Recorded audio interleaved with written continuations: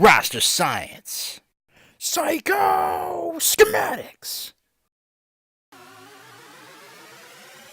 The concept of roster science is oftentimes considered to be a very tricky, questionable, and convoluted topic of discussion. That task that all 32 NFL teams must go through once the offseason officially begins, reconfiguring the structure of the team's roster. Now, some front offices within the NFL have a very keen, pinpoint strategy to their methods while building a roster, while other front offices or GMs can be rather unorganized, disjointed in their efforts. Now, even though I named this video Roster Science, the art of building a roster isn't an exact science to really begin with. However, in my opinion, the best general managers and NFL executives understand how to execute the job as if it were a science, based off of the structure of the team's roster and other key variables. The point I'm getting to is that the best NFL general managers and executives have a short-term or short-run plan and a long-term or long-run vision for the roster that they're trying to build for their team. NFL free agency officially begins the time where NFL general managers and executives start to recruit and sign talent that is available in the open market after those respective players that are considered to be unrestricted free agents that have not been franchise tagged by their former teams. Once free agency officially begins, NFL teams start to truly analyze the value of each player available in the open market and start to process the thought of how a particular player or players will fit with their team based on their current roster and other key variables. NFL general managers and executives with a deep understanding of roster science will consider a free agent's team history, who coached that particular player or players in the past, their injury history, what schemes they've learned or played under in the past, their personal playing style, their physical attributes, and their general football IQ and overall understanding of the game. Once front offices have put the multitudes of variables into consideration, they'll decide whether or not they will attempt to sign an unrestricted free agent or go after a restricted free agent. Now, typically, when a team goes after a restricted free agent, they have to give up draft picks in order to sign them. And the team that has the restriction on that restricted free agent has the option to match the deal that the other team is trying to sign with. If they match the deal, then they'll keep the restricted free agent. If they don't match the deal, then the restricted free agent goes to the team that made the offer for the player. Typically, teams decide to acquire one extensive big name free agent or multiple cost-effective, scheme-friendly player acquisitions based on how much cap room the teams have at their disposal. The NFL draft is the most important moment for general managers and executives around the NFL. This is when the National Football League will be ushering in and introducing the annual influx of new talent for all 32 NFL teams for the top collegiate talent in the entire country. Drafting the next edition of talent from the draft is where you will notice the concept of roster science on display at the highest level. Typically, most GMs are looking for starting caliber talent for the first 3 rounds of the draft and looking for a potential star in the first round.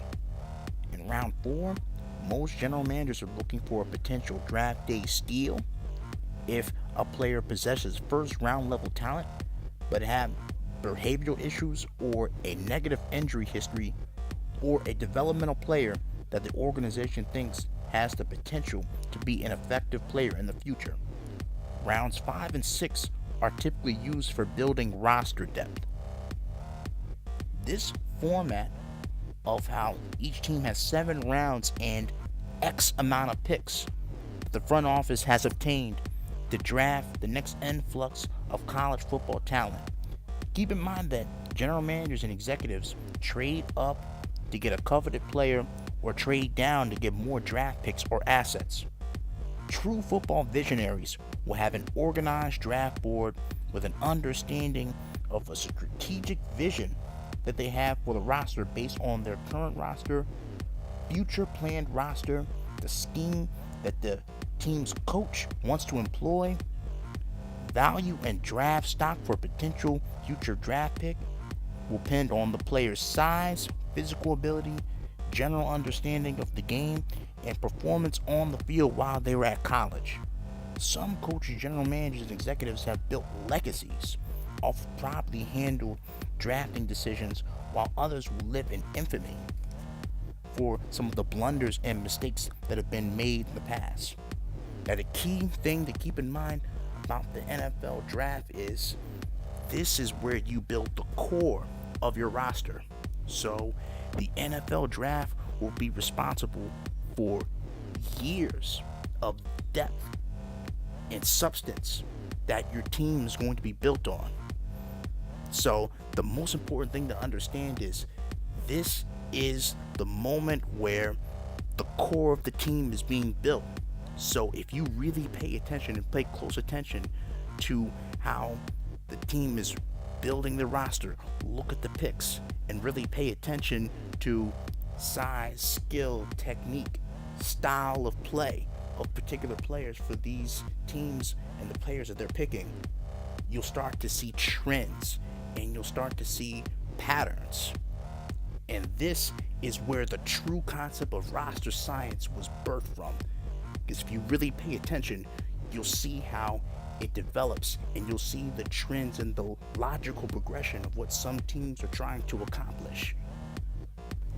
Once you become very observant of trends and the general direction that the league is headed in terms of certain key areas, certain key positions, playing styles, player types in key positions, then you'll start to notice some things in terms of height of particular players, speed of particular players.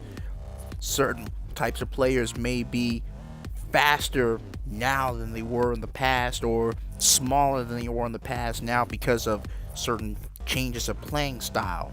So once you really become observant on that level, then you'll start to notice that there are teams that may be reverting away from the current trends or the current styles of modern football and going to more of an old school style, or you might see that teams are shifting to strictly defensive style, or you might notice that teams are trying to build a stout defensive line, or teams are trying to build an elite offensive line, or trying to beat an elite offense around a young quarterback.